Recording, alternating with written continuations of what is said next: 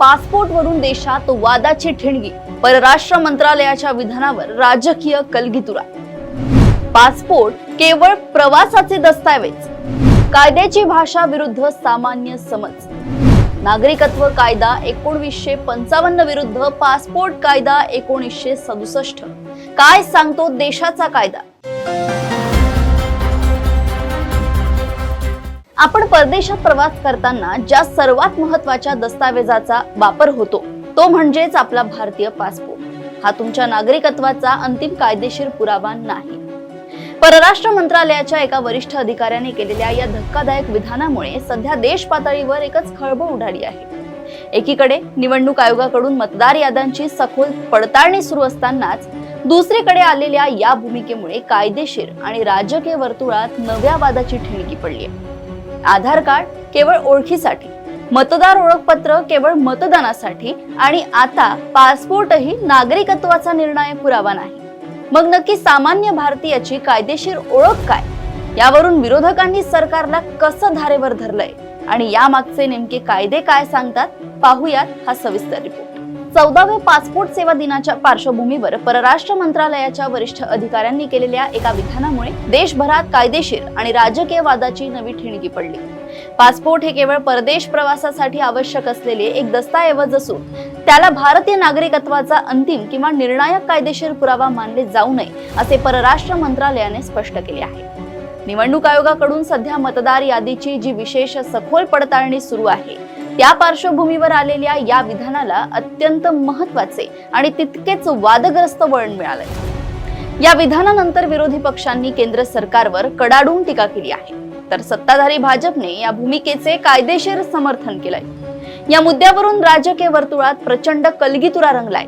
काँग्रेसचे सरचिटणीस के.सी. वेणुगोपाल यांनी केंद्र सरकारवर निशाणा साधत भाजप सरकार सामान्य नागरिकांमध्ये भीतीचे वातावरण निर्माण करण्यात माहीर असून आपल्याला अमान्य असलेल्यांना मनमानीपणे भारतीय नागरिकत्व नाकारण्याची ही पायाभरणी आहे असा गंभीर आरोप केलाय।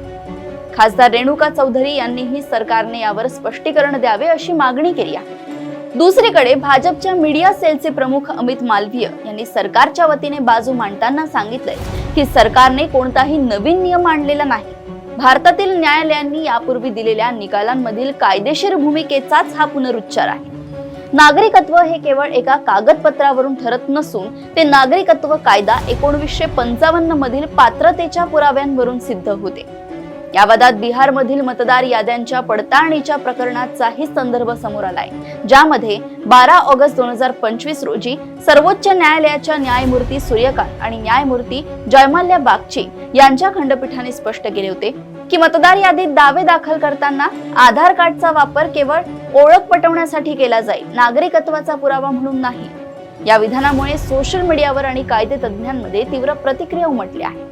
प्रख्यात गीतकार जावेद अख्तर यांनी प्रश्न उपस्थित केलाय की जर सरकारला एखाद्याच्या नागरिकत्वाबद्दल पूर्ण खात्री नसेल तर त्यांना पासपोर्ट दिलाच कसा जातो? तर माजी कायदा मंत्री कपिल सिब्बल आणि शिवसेनेचे उद्धव बाळासाहेब ठाकरे गटाचे नेते आदित्य ठाकरे यांनीही काही मूलभूत प्रश्न उपस्थित केले। आदित्य ठाकरे यांनी विचारलंय की जर पासपोर्ट नागरिकत्वाचा पुरावा नाही तर पासपोर्ट जारी करण्यापूर्वी पोलीस नेमकी कोणत्या गोष्टीची पडताळणी करतात आणि यामुळे इतर देशांच्या मनात भारतीय पासपोर्टच्या विश्वासार्हतेबद्दल संशय निर्माण होणार नाही का? भारताच्या माजी परराष्ट्र सचिव निरुपमा मेनन राव यांनी मात्र कायदेशीर बाजू स्पष्ट करताना सांगितलंय की परराष्ट्र मंत्रालयाची भूमिका कायद्याच्या चौकटीत योग्य आहे। पासपोर्ट हा पासपोर्ट कायदा 1967 अन्वये दिला जातो, तर नागरिकत्व हे नागरिकत्व कायदा 1955 अंतर्गत येते। फसवणूक किंवा बेकायदेशीर मार्गाने कागदपत्रे मिळवल्याचा संशय असल्यास पासपोर्ट अंतिम पुरावा मानला जात नाही। तरीही सर्व आवश्यक तपासणीनंतरच सरकार पासपोर्ट जारी करत असल्याने त्याचे व्यावहारिक महत्त्व कमी होत नाही। या संपूर्ण प्रकरणाने सामान्य जनतेत मोठ्या प्रमाणावर गोंधळ निर्माण केलाय, कारण मतदार ओळखपत्र हे केवळ मतदार असल्याची नोंद दाखवते, ते नागरिकत्वाचा स्वतंत्र पुरावा नाही।